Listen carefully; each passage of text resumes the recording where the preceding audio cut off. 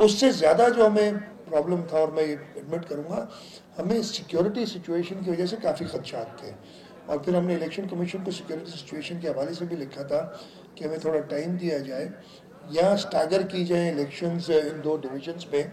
और उसकी रीज़न यही थी कि जो इस वक्त थ्रेट्स हैं पूरे पाकिस्तान में, उसमें मैं डिटेल में नहीं जाता, उस वजह से हमें ख़तरा था कोई ऐसा वाक़या ना पेश हो। लेकिन मैं तारीफ़ करता हूँ हमारी सिक्योरिटी पैराफेरेलिया जो है, जिसमें सिंध पुलिस आगे थी फ्रंट रो पे, रेंजर्स, एफसी और इवन फौज क्विक रिस्पांस मोड में थी, कि इतने पुरअमन इलेक्शन पाकिस्तान की तारीख में नहीं, मेरे ख्याल में नहीं हुए, कि कुछ छोटे मोटे इंसिडेंट्स हुए हैं जहाँ पे कुछ लोग इंजर हुए, लेकिन वो ना होने के बराबर है।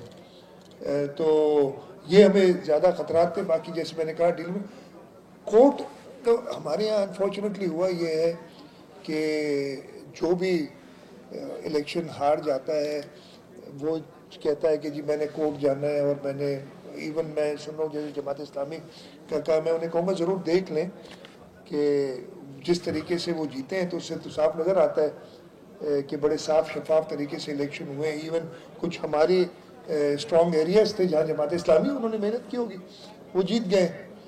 तो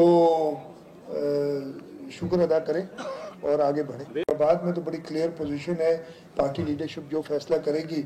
पाकिस्तान पीपल्स पार्टी का मेयर होगा कराची में। मैंने कहा हक पाकिस्तान पीपल्स पार्टी का है, इसलिए सबसे बड़ी जमात है और मेयर पाकिस्तान पीपल्स पार्टी का होना चाहिए। उसके साथ साथ मैंने ये भी कहा कि हम जमात इस्लामी जिसको भी लोगों ने मुंतखब किया, इसलिए कि हम चाहते हैं कि हम जो थर्ड टियर है हमारा, उसके साथ सूबाई हुकूमत साथ मिल के चले।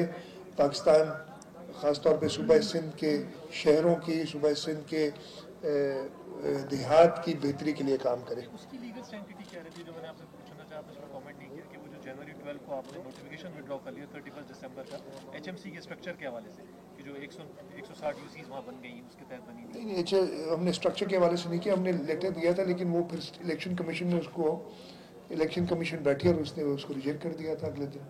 लेकिन वो तो इंटैक्ट है, आपका तो एग्जीक्यूटिव फंक्शन था ना गवर्नमेंट का, वो तो इंटैक्ट है। वो इंटैक्ट है, लेकिन अल्टीमेटली इलेक्शंस उन्होंने कराने अंडर द लॉ। वो उन्होंने अपनी तफसीली ऑर्डर में बताया है कि अंडर द लॉ जो फाइनल से होती है, वो जो इलेक्शन लॉज हैं जो कि फेडरल लॉ है उसके तहत that prevails, and that is why legally उनका जो लॉ प्रिवेल करेगा।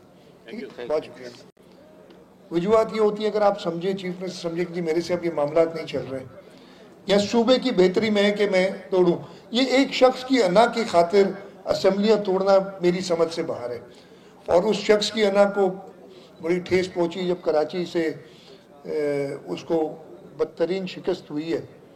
मुझे पूरा यकीन है कि वो दोबारा सोच ज़रूर रहे होंगे। अभी तो मैंने ये भी सुना है, पता नहीं, मैंने सुबह मैं सेवन था तो मुझे नहीं पूरी तरीके से डिटेल पता, कि ये भी कुछ बयानात आए हैं कि हम शायद असेंबली, नेशनल असेंबली वापस आते हैं।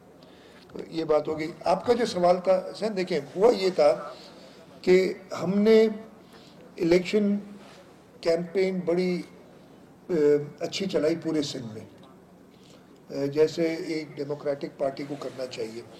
मुत्तहिदा कौमी मूवमेंट वफाक में हमारी इत्तेहादी है, उनकी कुछ थी रिजर्वेशंस। वो रिजर्वेशंस उन्होंने हर डिलिमिटेशन के हवाले से हर फोरम पे वो जा चुके थे। इलेक्शन कमीशन के फोरम पे, कोर्ट के, सुप्रीम कोर्ट तक वो गए थे, और सुप्रीम कोर्ट ने उन्हें कहा था कि आप हुकूमत सिंध से जाके रुजू करें और इलेक्शन कमीशन से रुजू करें, आपकी अगर कोई एतराज़ है, आपके कोई खदशे हैं। उन्होंने हमसे रुजू किया, हमने उन्हें बताया कि जी इलेक्शन लड़ने चाहिए और ऐसी कोई बात नहीं है। लेकिन जब उन्होंने इंसिस्ट किया तो एक इत्तेहादी की हैसियत से हमने, प्लस इवन अदरवाइज एक पॉलिटिकल पार्टी होने की हैसियत से हमने कहा कि किसी को ये खदशा ना रह जाए कि जी हमने कोई जेरीमैंडरिंग की है, हमने कोई खुद से हल्के बनाए। तो हमने इलेक्शन कमीशन को इसलिए लिखा था उस वक्त, इलेक्शन कमीशन ने बात नहीं मानी। भाई बल्दियाती इंतखाब हुए, मैं सिर्फ ये कहूँगा कि मैं बहुत शुक्रगुजार हूँ सिंध के लोगों का। पहले फेज़ में भी जो 4 डिवीजन्स थे उसमें सिंध के लोगों ने भरपूर साथ दिया पाकिस्तान पीपल्स पार्टी का।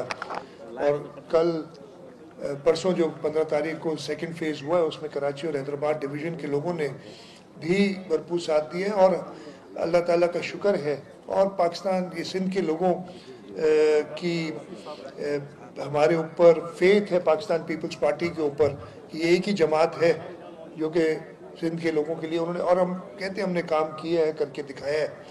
और उन्होंने हमें हर डिस्ट्रिक्ट में सिंध के कामयाब किया है। आपका सवाल था क्या, जब मैं भाई तहफ़्फ़ुज़ात मुझे पता नहीं था कि तहफ़्फ़ुज़ात, मैं सिर्फ तहफ़्फ़ुज़ात के ये है तो उसकी रिहर्सल के तरीके मौजूद हैं। तहफ़्फ़ुज़ात हुकूमत से नहीं होंगे, इलेक्शन कमीशन के शायद उनके कुछ तहफ़्फ़ुज़ात थे, लेकिन इलेक्शन कमीशन का मैं बता रहा हूँ कि ये इलेक्शन मैंने सुना ये था कि जो एक तहफ़्फ़ुज़ है कि देर से रिज़ल्ट मिले, तो भाई वो क्या 2018 किसी को याद नहीं जब RTS था, जब रिजल्ट ट्रांसमिशन सिस्टम था, एक ऑटोमेटेड प्रोसेस था, तब 3 दिन बाद मिले थे। इस दफ़े अगर 24 घंटे लग गए, तकरीबन 24 घंटे लगे फाइनल रिजल्ट आने में। ये पार्टी लीडरशिप फैसला करेगी कि किसके साथ इत्तेहाद करें। मैं सिर्फ ये कहूँगा कि अल्लाह ताला का शुक्र है कि कराची में भी पाकिस्तान पीपल्स पार्टी की सबसे ज़्यादा सीटें आई हैं, और अगर मेयर किसी को बनाने का हक है वो पाकिस्तान पीपल्स पार्टी का है।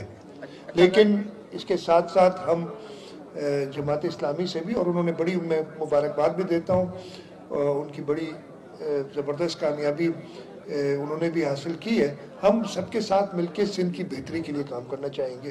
अच्छा शाह साहब, जीअं त पीपल्स पार्टी रोटी कपड़ा मकान जो जेको आहे वो नारो, मैं आपको बताता हूँ, एक पहले इनका जवाब दे दूँ फिर आपका भी जवाब देता हूँ उसे। KPK मैंने सुना है कि आज उन्होंने तहलील कर दी। आई डोंट नो अभी तक उन्होंने समरी या कोई ख़त वगैरह भेजा है गवर्नर साहब को कि नहीं। ऐलान तो 2 दिन पहले किया था कि ट्यूसडे को करेंगे। मुझे नहीं पता कि उस पर क्या प्रोग्रेस है, लेकिन वो मुझे पक्का यकीन है कि वो दोबारा सोच ज़रूर रहे होंगे।